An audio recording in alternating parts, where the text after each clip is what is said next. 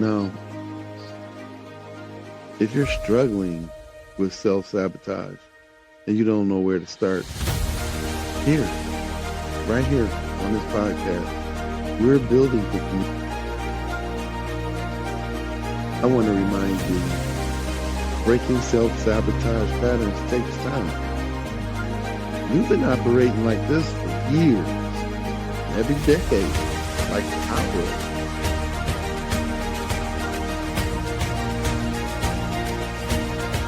Be patient with yourself. Celebrate the small wins.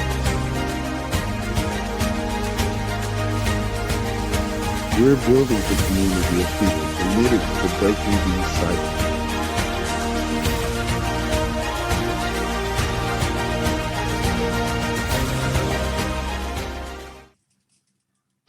Hello. Welcome to Terror to Triumph. I'm your host, Alfonso Pelp, and this is my beautiful co-host, Storm. Storm, how you doing tonight? I'm fine, thank you. Yes.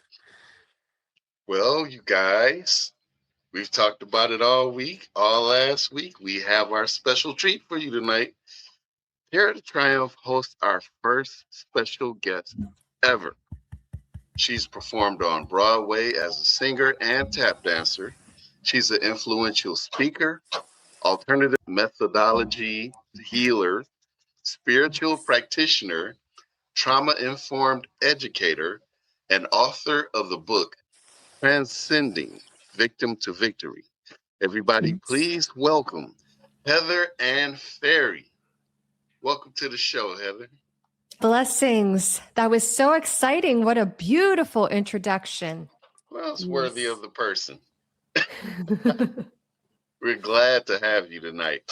So, Heather, as we get into it, I just don't want to jump off into the deep end yet. I want to let the listeners get to know you a little bit. Could you explain a little bit of your history, your background? Yes. Well, it starts with follow the yellow brick road. Follow the yellow brick road. Follow. I'm age 3 years old in Pittsburgh, Pennsylvania. My parents married as high school sweethearts, and I was given tap shoes. And I had no idea what those tap shoes would do for me. But by the time I was 7 years old, I was in New Jersey on a stage doing my first tap solo as Dorothy in The Wizard of Oz. And I actually used Dorothy in one of my application TED Talks as a trauma-informed through all the characters. I go through this journey of life. And so by the time I reach 8 years old, there is a huge tornado inside my house, and it's my mother. My mother switched mental states, and she began to go into my bedroom every morning and choke me almost to death and scream horrific things to me.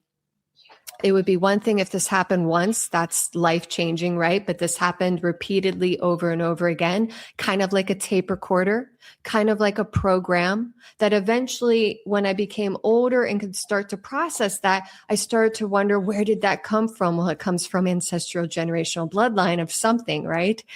And so, but at age 8, my whole life shattered, and this pure-hearted girl that just adored her family lived in a household that didn't feel safe at all. And the person that was supposed to be nurturing me was actually hurting me and bullying me. And I never really got that mother back. She never really came back. My father, he suffered with depression because of family traumas as well, lost his job with the family business. There was contracts and fighting, and I would hear all of this in the kitchen. So the kitchen holds a lot of weight for me, because usually a kitchen is the place of the heart, no matter how big it is in a house or apartment. And that heart was shattered. I had 2 parents that came from generational traumas. And back then in the 70s and 80s, we didn't hear anything except for talk therapy. And some family systems looked down upon that back then. It was like, you don't do that. You sweep it under the rug. You just pretend everything's okay. And so I trained in show business. And in some ways that was incredible because it got me out of the house. It got me away from her. In other ways, I didn't really have a normal childhood because I was masked up and putting on shows to get approval to get love, to think, okay, if I do a good job, if I win an award, if I get in the newspaper, then maybe I'll have love, which is not a healthy, psychology to grow up with. And so I go to Point Park University on a dance degree, study acting at Carnegie Mellon on the side in the underground world, start improving. And those start to break down some barriers, obviously, of trauma and passive aggressiveness.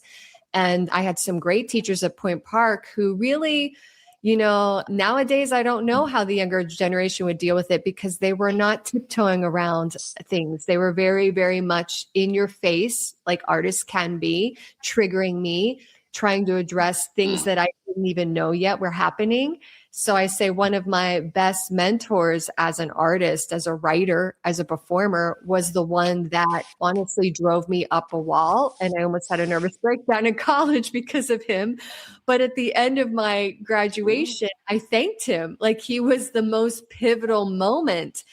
Sometimes those people that really trigger you the most are the ones that you have to actually study with. You have to go, what is it about them? Is it something that I need to do deep rewiring in? He was an incredible artist too. So he just nurtured the outside the box ways. Went to New York City, and I moved into an apartment above a restaurant/bar. And as I'm going around every day auditioning, hustling and bustling with my sugar, because I was a hardcore sugar addict at the time, numbing, of course, to not remember my childhood pain, I see a sign, like that, one of those event signs, and it caught me, it stopped me, and it was the tap legend Jimmy Side. And I was like, wow. I mean, I didn't watch much television growing up because my mom was obsessed with it. And I could see her program from the soap operas. And it really, I knew at age 10, there was something really wrong with that. But I did watch the Tap Masters. And I was fascinated with their rhythms because I was a tap dancer, even though I was also a jazz dancer. And so there was this inner voice out of all the chaos and all the trauma and all the sugar that said, go tonight. And I walked into that back room, and honestly, this was in the 90s. I was one of the only white women there. I went into the corner, I hid, but you can't really hide when you stand out, like that. And I watched him as well as other masters tapping, and I was just captivated, not just by their skill set, but I would learn later by their auric field, by their consciousness, by their spiritual energy. And when I went to rush out the door at the end of the night, Jimmy Slide jumped in front of me. And I write about that in my book, Transcending Victim to Actually Goddess. It's Transcending Victim to Goddess. And that's one of the favorite chapters that people read about, is me with the Tap Masters and sort of the mystical ancestral awakening that starts to happen. So I won't share too much of that yet, but what I will say is that night after we introduced each other, we shook hands, which was an activation kind of like in the Matrix. And then I went upstairs into the apartment and I cried for hours. Now, I had never cried really much because my mom was a bully and I wasn't allowed to cry. I was frozen. And I cried for hours because he was awakening my soul generational database. And then it would take years later to start healing myself that I would start to cry more. So that gives you a little taste of up to that point. Wow. That is a lot. It had an impressive and exciting life. I mean, not including the trauma, obviously, but geez, that is a way to turn trauma into something greater than where you came from. How did you transition that? I mean, your mother got you into tap, or was it something that you always wanted to do from a kid? Or as soon as I had the shoes on, I knew how to tap dance. So it was just ancestral memory. And then obviously I studied ballet, I studied jazz dance, I studied everything. She was more into me becoming famous because she was a psychopath narcissist. So that was really important. The more attention I got, the more attention she got, which, was that I was talented and skilled. I was also disciplined, but part of my discipline was also staying away from trouble, which was her. But what I would say is, looking back, coming from ancient sciences and trauma, I give myself a lot more credit now, because I say children have innate gifts from past lives, from their ancestral bloodline. And I've never given myself enough credit for all the things that I've conquered. And one of them is just like, instead of getting into trouble, or instead of honestly doing drugs or all kind of other outlets, I just went to those tap shoes. They were like a meditation, a channeling other energy. And I became obsessed with turning. Turning was a way of balancing out pain, because obviously I was really sick growing up. I was over medicated. I mean, I had brain damage. So, we're living with severe brain damage and just trying to survive and just trying to be a good soul. The other thing I'm really proud of is that I never turned to darkness, even though I had lots of obstacles through my life, lots of spiritual attacks, not just with my mother. But I've learned that that's part of my ancestral lineage. A lot of them did not turn to darkness, even when they had chains around them. And so for me, tap dancing was the voice. I wasn't allowed to have a voice. So when I started tapping in the clubs, which Jimmy Slide initiated, it was easy. It was easy to pick up the steps. It was easy. I remember at Broadway Dance Center, Henry Latang, who was the choreographer for a lot of the tap movies, he was Gregory Hines' teacher. And so he was the go-to person to train with. And when he was in New York, hundreds of people in a classroom. And I remember I was very shy and I was very broken inside, even though my mask was confidence and it got me jobs. Mm-hmm. But the inner mask was, I'm completely devastated and I don't know who I am. And I feel so sad inside, right? And so I remember Henry Latang in the classroom going to the back and grabbing my hand out of the group and start talking to me, and then I would do his steps and then he'd go to the piano. But then I would go back to the back of the classroom because I was trained by my mom to be less than, to not think that these are my gifts, that they're somehow coming from her, and he then would pull me back up into the front of the class, and it registered. He didn't have to say this. His actions spoke it. Difference is, you're my assistant today. You're the leader in this class with me today. So there were things like that happened that were pivotal in my career, but also my self-identity, because on the inside, obviously, I was extremely troubled at the time. And obviously, I'm sure some of the masters, there were times after 8 or 10 years of tap dancing, there was a lot of anger that was coming out, and you can't fake anger, right? People know you've been through something. And for me, It's deeply ancestral. And so I was, in essence, I always say this because it's kind of interesting, I was compared to Black men a lot. And I interpret it as extremely a positive compliment, because this group, this tribe, was not only the most talented in the world, but I can say after 30 some years of being in a lot of tribes where the leaders are narcissists and psychopaths and you don't know it, I can honestly say now that this tribe was actually rooted in sacred spiritualism. And it wasn't necessarily religious, but it was real. They were higher conscious beings. And I can now speak about that 30 years after going through so many different types of tribes. Wow. You hit on something that I think my listeners would want to know more about. You talk about generational and ancestral knowledge coming through into where you instantly knew how to tap dance. You didn't learn, you already knew. Can you explain that a little bit? Well, I mean, when you study outside of the United States, the psychologists that are trained in past life regression, which we don't hear a lot about in mainstream psychology in the United States. I started studying this in the last 5 years because I started seeing a lot of my clients had skill sets or memories or stuff that from their actual past lives and not from their bloodline. There's children around the world that are 4 or 5 years old that have very specific dreams or memories or patterns. They know the name of who they were in the past life. They know how they died. And when the psychologists research it, it's all accurate. So I want to bring that to the attention because it is of real substance. You have 7 generations of ancestral bloodline in you. I've heard of that. And then you have, if you believe in reincarnation, past lives. And so for me, I didn't necessarily, I grew up Pittsburgh, blue collar. None of this existed. We're talking just, playing cards on the weekend, denial, ignoring pain, eating sugar all day, using dance sort of as a mask at the time, even my parents.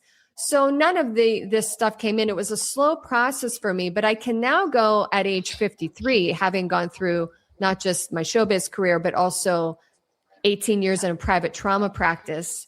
I can now say that I think I have a very unique, diverse voice and toolkit because I've been through so much. And I hate to say that you have to go through hell to get to heaven, or you have to go through that hell consciousness, or you have to go through certain extreme challenges.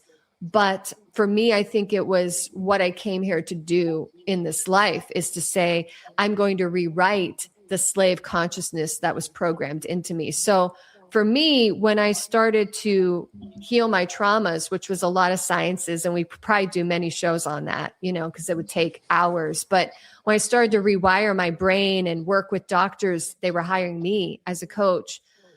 I started to, it was then really when my father died in 2022 that I started to hear him directly.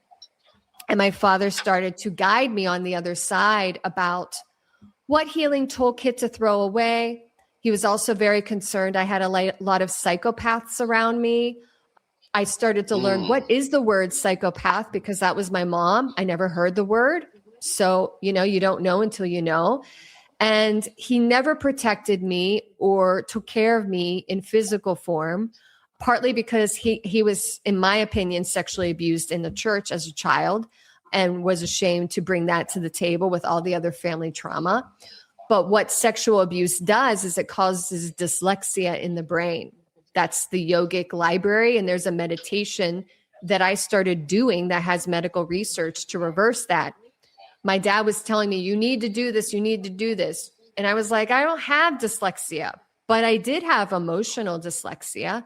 So my emotions towards people, I was almost used to danger than light, even though I'm light, because danger is all I knew. And in some ways, my ancestors that, when you are chained, you're being psychologically attacked every day, all day. It's a spiritual warfare. It's a mental warfare. It's an emotional warfare, let alone the physical healing of it. And so for me, I was obsessed with trauma healing. And I'm grateful for that now because I've come full circle and I have a lot to say about it. And I can help a lot of people by being a voice, But for ancestral, when my dad died, I started to realize with Jimmy Slide what he was awakening. I really believe Jimmy Slide is a part of my, let's say, soul tribe or ancestral, let's say even angelic tribe. Angelic, if you believe in other star systems, other angelic beings, other than just human, we come down for a human body, a human experience.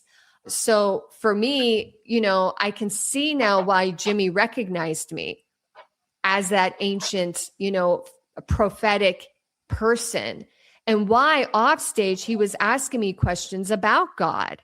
He was asking me the same questions you asked today. Where did you get this skill from? Where did this turning ability come from? And at the time I did my best to answer it, but really what he saw was, my ancestral bloodline. He was helping to heal it before I even knew what that even was, in essence. So when my dad passed away, I started to realize my maternal grandmother, we did not know her mother. She died during her childbirth, and the father was nowhere in sight, and she was darker skinned, and we didn't think anything of it. And that's a sad thing. I grieved a lot about that because I got to be very close to my grandmother before she passed away. And in essence, she was prophetic to me. She gave me prophetic information that did not make any sense until now. But I write about her and transcending victim to goddess in one of my chapters. And, the last chapter before she passes away was very spiritual to me. We hid our relationship. We didn't let my mom or the family system know. It's like she was able to see things at an older age. She couldn't change programming. She couldn't change my mom, but she kind of wanted to take me under the wing because she knew, I think she knew I was going to have to take the road less traveled. I'll say one more thing. With the ancestral healing is when you start to do what's called somatic shaking, which is involuntary shaking with the body. You can't control it, which is really scary for people who are very rigid, type A personality, OCD, which was me. Dancer, I can control my body. So when you're doing meditation work and your body, you're training your body to release trauma, and you start to shake for hours and you start to have swelling or rashes, your body's bringing up a story that has a truth to it. The body will never lie. It's just scary sometimes for people to go in there, and they have to be ready for it. And you have to work with a professional, really somebody, an expert in trauma information to know how to go to help you move through it and to help you heal it. So I go through many stages of swelling. My physical body bone structure, which we don't hear anything about online, has changed. So we can go back to our original blueprint. It just means probably working with some systems outside the box. And my theory is the reason why it's outside the box is there is a energy in the world that wants to keep us enslaved. And you can define that any way you want. You can define whatever that means to you. But really, the slave consciousness gets healed when your brain is as healthy as possible, that computer chip, and your body's working with it, heart and mind. Okay. I have so many questions right now. It's because you just said so much in that little bit of time. And I'm trying to take everything I can away. And I know the listeners are like, wait a minute, can you go back to what she said? That's okay. I'm like, yeah. Wait a minute. It's a lot. Okay.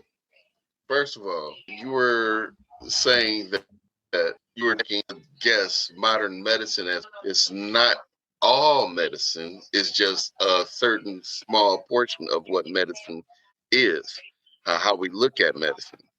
So when you started going and exploring the other methodologies of healing and trying to find a way to find total restoration with yourself, you've come across this spiritual enlightenment.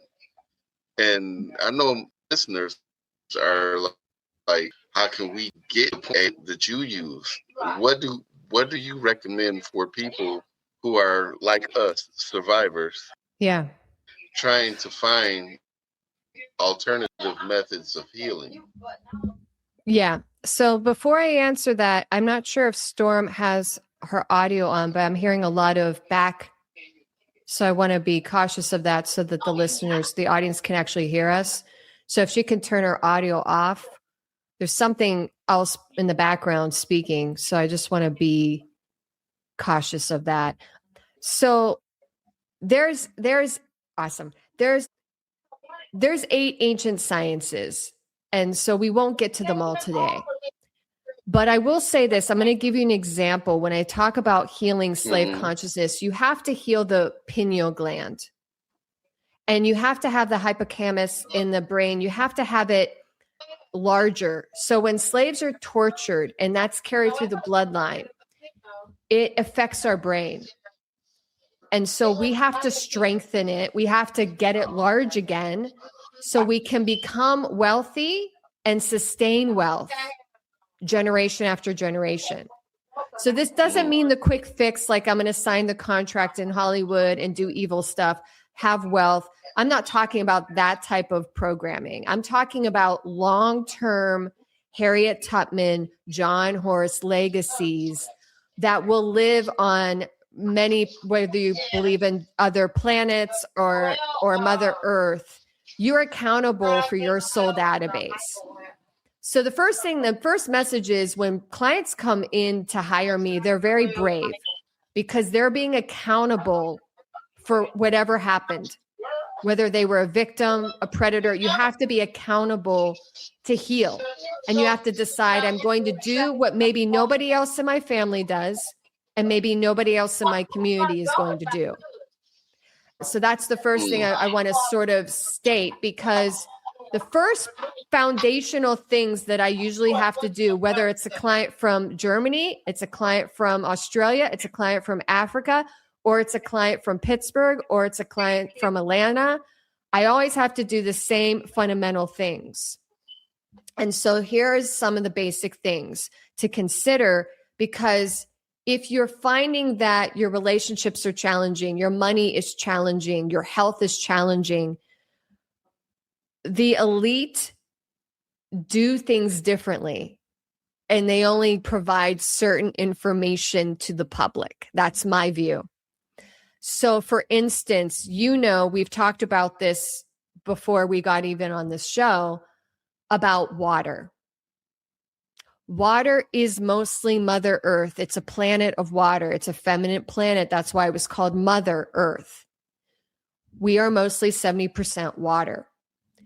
The water you drink matters more than you could possibly imagine, because if it has specific toxins in it, it's going to deplete your pineal gland, and that is going to deplete your field, your chakras, to source information, intuition, telepathic abilities, long term. I'm not a quick fix person. So when we talk about water, well, yeah, you can listen to me converse about, I work with this water filtration system, and then I work with a Japanese medical device and blah, blah, blah, and it has this science. But let me go a little deeper for your audience for a minute to understand the foundation of this. Because you asked me about healing ancestral, when I started to understand my roots were connected to Harriet Tubman, my roots were connected to John Horace, my roots were connected to Jimmy Slide. Let's go with Jimmy Slide for a moment. I believe Jimmy Slide was a Native American in Pennsylvania. This is my theory. Nobody has to agree with me. I'm still going to state it. I believe he was a healer, high-end shaman, water shaman in Pennsylvania. Well, why would I be born in Pennsylvania? What is interesting about Pennsylvania, besides some of the Civil War history and the Harriet Tubman coming to Pennsylvania and leaving Pennsylvania, all that stuff? Well, we have notated healing waters in the state of PA, about 40 minutes from where I live. Yet nobody has talked about it really on a platform. We've had people from Peru, the Mayan people, come over to Pittsburgh for many years, not just for 1 year. They've written about healing waters in the wrong location while doing water ceremonies with plastic water bottles, which make no sense. And so I'm here now to use my voice of the real information that I'll be doing more educational shows, and maybe down the road we'll do one on the Frankfurt Mineral Springs. So I actually have written documentation. It's not just that I'm downloading this, which I am a psychic medium, but I also like to have facts when I can find them. They're hard to find. They're very hard to find. So Frankfurt Mineral Springs, my interpretation of that in the state of PA is in the 1700s, the Germans came over. They killed the people who owned this land. They took the healing waters that are documented. They bottled it in glass containers. They built a huge resort that I have pictures of, where everybody around the world who's rich gets to come to the place and jazz and dance. And they get to buy now the healing waters. That's the roots of ancestral corruption with water. And it goes deeper and deeper and deeper. Now, for the average person, they're not going to do that deep dive. because they have too much stress and too much trauma in their bodies to even understand their ancestral roots. And that's okay. But it takes time to understand your ancestral roots. So I'm just giving you an overview. Water is one of the most important keys to upgrading your health. And I think it's used as a weapon to kind of make us, I don't want to say dumb down, but a little out of it, a little not focused enough, a little bit of like, well, I'll do that tomorrow. Well, I can't really seem to get it together. When you're drinking a higher grade water that's taking out forever chemicals, it's taking out 80 plus contaminants, in about a month, 40 days, you're going to notice a change in your behavioral patterns. Then you say to yourself, well, what else do I need to do? Well, I've got a bunch of negative people around me all the time who complain. You can't be around complainers. You have to be around people who are winning at succeeding little steps in life. It doesn't have to be big wins. It's little steps. I conquered this today. Good for you. But my mom and a lot of her cousins, they watched soap operas all day. They loved Hollywood all day, and they gossiped all day, even about me. That doesn't serve your ancestral bloodline. So I come from a lot of slavery.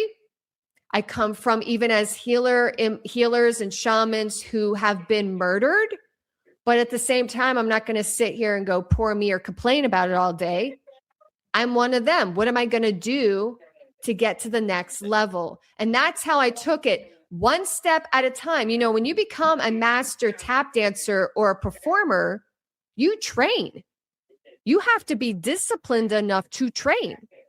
And I took that discipline. And when my body started to scream at me at 38 years old, I used that discipline to then learn sciences. Some of them I threw out. When my dad died, he told me throw some of them out.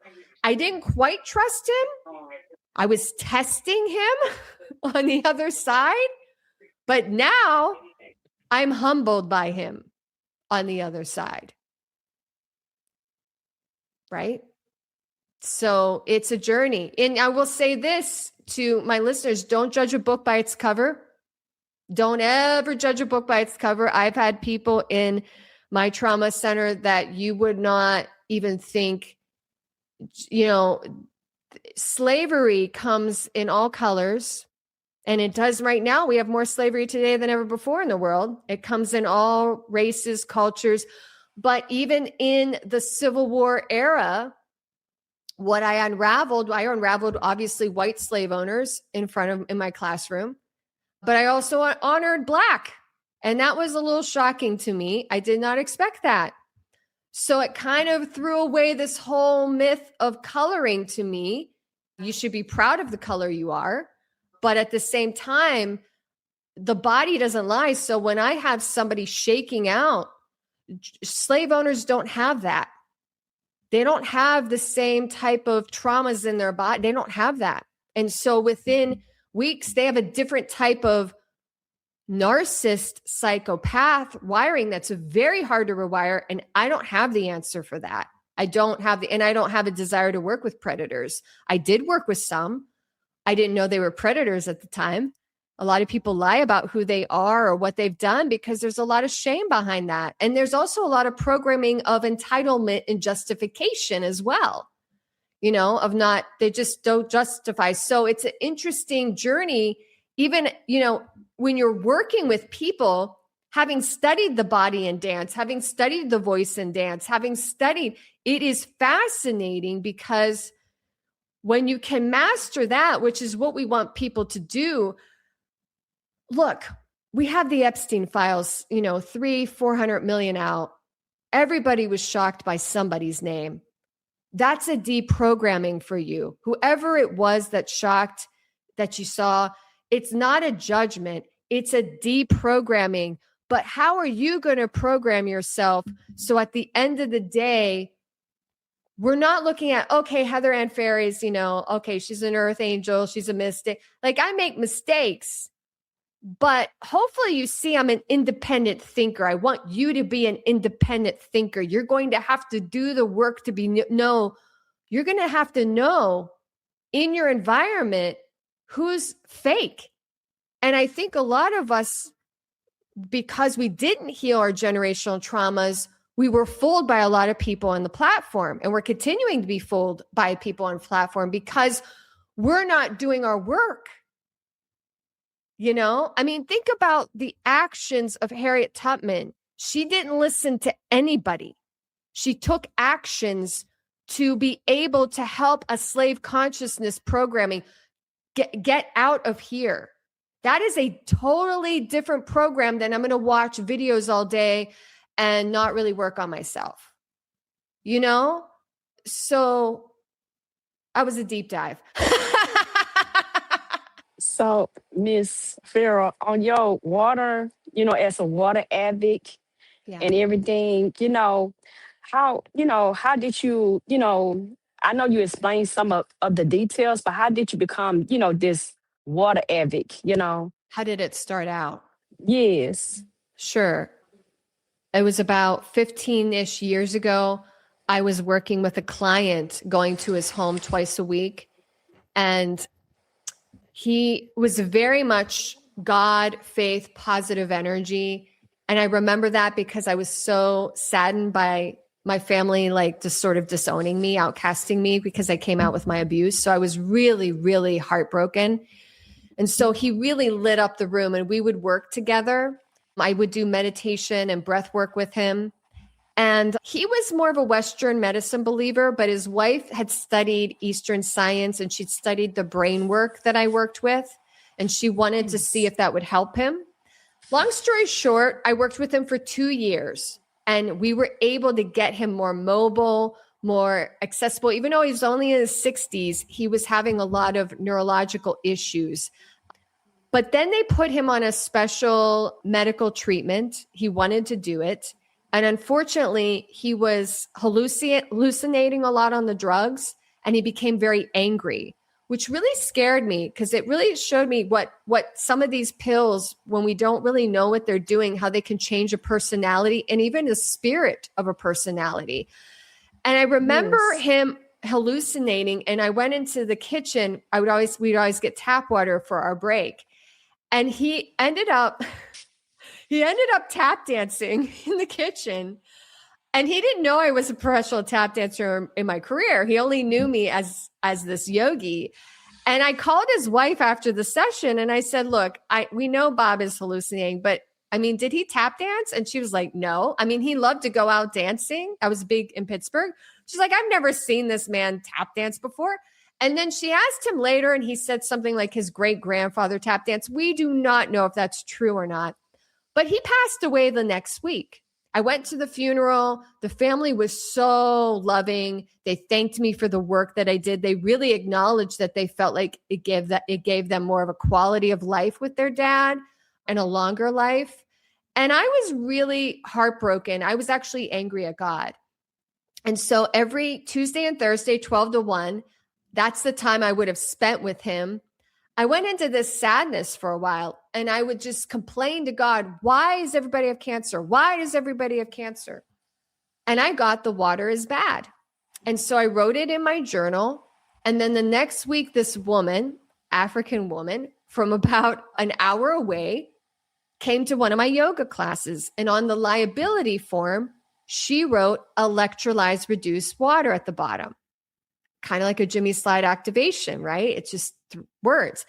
And then the next week I said, what does this mean? And she said, well, why don't you drink this? And she gave me a glass container, a jug, just like the ones from Frankfurt Mineral Springs. And I drank it that day. And I'm like, there's something different. I was a plastic bottle water drinker. I said, it didn't sit in my belly.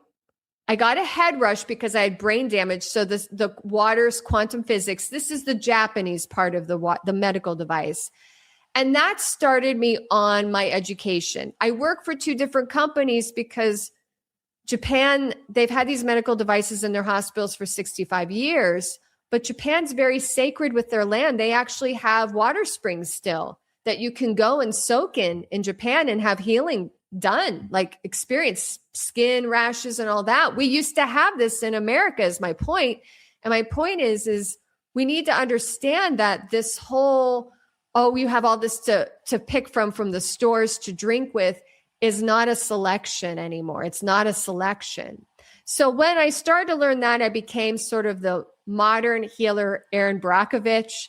I started to study and test waters, understanding pH, ORP, and I realized we had to have clean water first, a foundation of clean water. And so I work for MultiPure. I work for a company based for 53 years in the United States. They're number one in everything. They do take out forever chemicals. They have a shower filter that is extremely cost effective. When that chlorine is going into your pineal, this affects us, especially those that come from slavery, especially those. And so I can offer your audience a 5% discount code. We can put it under the video for them. If they have questions, they can email me. I'm happy to cost effectively help them navigate. Really, it's just an under the kitchen sink for drinking and a shower that really gets you in the game. And it gets you to delete what you're buying at the store. You can make your teas, your coffee. You can even make your soups with this water. And it begins that foundation, you know. And when I started out, I was extremely poor, extremely, you know, paycheck to paycheck. I didn't have anybody to fall on. I've actually had to close my business twice. I've never claimed disability. I work hard. I've worked hard to get where I am. And what I need to say to you guys is the government isn't going to give you what you need. Yes. Wow. That's a lot. That is a whole lot, Miss Ferri. That's, you know, it's amazing of the things that you have gone through that you can share, you know, with this audience, you know, and it's amazing. And especially, you know, with the water that you say, you know, if you can get clean, clear water that, you know, what can open up, you know, inside you, you know, that is amazing. I appreciate that. And I appreciate you guys allowing me to speak on the platform. You know, I will say this with water education. There is, within the last 15 years, there used to be a ton of doctors that left the system that talked about specifically the Japanese medical device. You don't see them online now. They have been banned. So we are only limited to talk about certain things. If you see something extremely popular mainstream in regards to anything, you kind of want to question it. I will be honest with you. You kind of want to follow the money. Who owns this stuff? And I will say that. And in regards to clean water, and maybe this will be an activation for you guys today to think about for your community, is we need to get plumbers on board. We need to get wellness centers and dance studios on board. We need to let them see how much they're spending in other things in the drinking department and how they're actually just funding big corporations. They're funding those that already know. They already, it's just like, you know, when you talk about healing, when I talk about healing, even traumas, the other thing is getting people off devices when they're doing meditation work and breath work. So when you talk to certain elite families, their children don't grow up with devices. They grow up in the forest, and they grow up reading autobiographies, believe it or not, because they want to read stories and understand human behavior. And it's like, they don't grow up the same way that we're training our kids to grow up in. You think, oh, I have a fancy cell phone. Aren't I lucky? No, you're not lucky. Get in the forest. Start playing. Do you know how to grow a garden? Then you're lucky. Do you know how to build a house? Then you're lucky. You're lucky. Do you know how to do the plumbing in your kitchen? Then you're lucky. So we've been programmed. It's a, you know, it's, oh, you're elite now. You don't have to do these things. No. You know, and that's one thing that I can say, you know, even my wooden floors back here, I did them with somebody. It took 2 weeks. It was hard. You know, they're handmade. And when people walk in my little townhome, they go, oh, these floors. And I was like, yeah, I did that. So I know how to do some of my plumbing, because when the plumbers came to hook up my devices, I would ask them questions and learn. Our children need to learn this stuff so that we can have children that are leaders that say, why do we have to buy water filters? Okay, good question. Who's poisoning us? Good question. How do we change this? Can we change it in a community? These are things that make us as a community more empowered. And I loved your introduction today because it's about building community. It's about learning from each other. It's about saying, okay, I'm right on this, I'm wrong on that. How do I get better at this? You brought all these things up so that, we could be educated as well, to educate, others. And, with the 5% discount, trying to, get yourself acclimated and, make sure that, your brainwave is clear, and this can be done in 40 days. That's kind of like, that'd be something, that people need to look into to ensure that, now you can think outside the box. Now you can not procrastinate. Now you can get your work done. Now you can understand more, because the things that you feel like, I can't understand this, and you feel like, wow, this could be so simple, but because of the chemical, the fluoride and the chlorine that is put inside the water, then this is what's happening to us. But it's like I said, this is something to process for real. Yeah, it is something to process. And I had a lot of people like chemists and people with PhD degrees that I don't have come to me for trauma work because I built an underground reputation. And I will say none of them had proper education in this category. And they fought me at first. Even when they saw the clinical studies with the Japanese medical device, but then as soon as they started drinking the water, the body knows. The other thing I want to share with your audience is on my YouTube channel at my name, Heather Ann Ferri, there's 2 free playlists. They're free and they're like college courses. One is called Breathwork for Leaders, Master Your Nervous System. I would highly suggest anybody that wants to lead their own life, lead their family life, lead their community, do that. It's 9 videos. And then the second course is Breathwork for Stress, Trauma, and Emotional Pain. It's not just learning one nostril breathing. It's not just learning fire breath like in a yoga class. You're learning your psychology around your breath. Why is your inhale short? Why is your exhale short? Because it means something emotionally and mentally. So I'm teaching you just like what I taught at universities. It's free. Now that you've heard this, you have the choice of taking action and doing it. You've got nothing to lose, but you may have something to gain. So for you guys that's watching, now you know. If you noticed the previous episodes, I've been trying not to come out and just directly say things, because I have a understanding of what's going on, but it's not looked as politically correct. But what she's bringing to you guys today is something that you can take and implement for yourselves, for your better health. Because one thing for sure, like what she said, the government is not going to help you. That day has far gone by. It's behind us in yesteryears. Okay. So we have to start taking it upon ourselves to take better care of ourselves. But the first thing to do that is we have to learn what that care is. And that's what she's bringing to the table.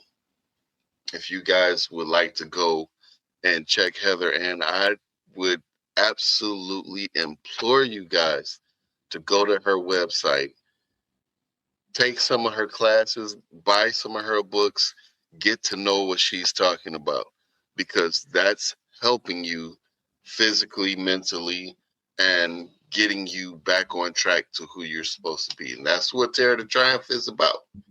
It's about getting you back to who God meant for you to be. And we can't do that with all these plastics and chemicals and pharmaceuticals that's not designed for the human body. We weren't meant to ingest all these things. That water that she's talking about is absolutely true. And that's just one thing. We got a lot of stuff to deal with. That's just the one thing. Miss Heather, and I'm so grateful for you being on this show today. I don't know what to do. Can I share one more thing? Thank you so much. With the book that's on Amazon. So it's called Transcending Victim to Goddess. It's part 1. I wrote it with my father on the other side. And there are chapters of stories because he wanted people to understand the foundation of my life before we got to book 2, which deals with ancestral past life stuff, where I'm, Divine Mother is telling me to go to Franklin, Tennessee, and all this mystical stuff starts to happen. He also wanted there to be self-care chapters after each chapter, meaning questions that you could work on by yourself, you could work on with a group, you could work on with your therapist. Questions that maybe, because I've worked with a lot of therapists that won't necessarily think about. And then also what I'm providing, because I want to build community with you guys and build community, is if you purchase this on Amazon and you email me, which is my emails below, your confirmation number. So you email me the receipt right here, and I'll get the order number, right? I will send you a private teaching video. It's 26 minutes long, and it talks about the 3 meditations in this book, which are, there's so many meditations I work with, and I actually work with brain protocols, which is for another show. But I wanted to give this gift because when you buy a book on Amazon, I don't know that you bought it. They tell me somebody bought a book, but I don't know who you are. And it doesn't connect me to help you understand more of like, oh, I'm doing a retreat here, or I'm doing a Zoom class with this group here. So it kind of connects you with me. I will not send you newsletters every week. I don't do that because of my, I'm very sensitive online. But you can share what you're interested in. I'm interested in healing music or meditation work or just learning more. But I will send you that video so it connects the dots. And I think that allows us to be more engaged. So I wanted to just share that. If you could do me a favor, Miss Heather, and if you could show that paper one more time, because I want the viewers to be able to get the information and go to where you need them to go. Yeah, so it's just they're gonna briefly, real quick. So when you buy off Amazon, they'll give you an order for number, and the total is going to cost for the paperback, because it is a manual too, $31. Which is 4, which is my life path. And 31 was the address to the house that I was abused in. So it's all numerology. It's all set up. Just like You Matter 108, look up 108 religiously. Look up 108 spiritually. Learn about it, because everything I do has a spiritual purpose behind it, with my ancestors, of course.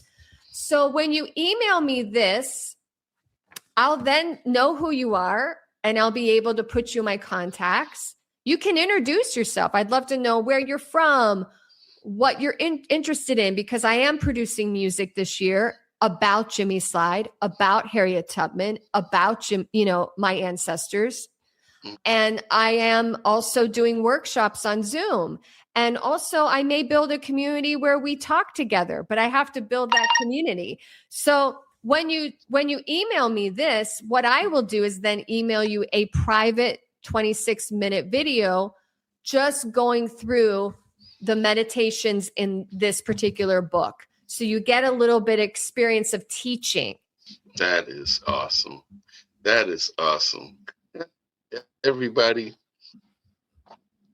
what can I say? You see, she put it out there for you. Everything we talked about. What do you think, Storm? What do you think about this wonderful woman right here? Oh, we can't hear you. No, she was phenomenal. Oh my God, so amazing. Yeah, can you hear me now? Yes. Okay, yes, I feel like it was Yeah, I amazing. can It hear was you. it was amazing information, and especially when you told us about, the inner spirit, like what you seen. Because some people think I'm, crazy because I tell them I see things, and they're like, no, you're not seeing nothing, and and Mhm. so I feel kind of relieved now because, you putting it all out there for the viewers, and you putting it all out there so people can know, it is a such thing as the other side, and you can hear and see things. Hmm. And I just think everything that you went on, it was just phenomenal. It was just really amazing. Thank you. Thank you so much. All right, Alfonso. Miss and we thank you for the platform. We thank you for spending your time with us to record this episode. And we will be more than grateful to have you back on the show again. Everybody, Heather and Ferri. I just want to thank you so much. I think this is a beautiful combination of work that you're I had sending to out do a there. clap on that. And I just want to say blessings to our audience today. Every time I get to use my voice, especially in this type of safe environment, is a healing for me and my ancestors. There were many Yes. ancestors that were never allowed to use their voice, so I do not take this for granted. I thank the audience for listening and respecting my voice. Even if you don't agree with all of it, it's okay. And thank you for having me. Well, we loved having you today on the show. It was a Thank you again pleasure, for and being you, with this. yes. This has been Terror the Triumph. Heather and Ferri, first ever down in the record books. I tell you right now. We thank you for joining us. Y'all have a wonderful weekend, and we'll see you Tuesday. Okay.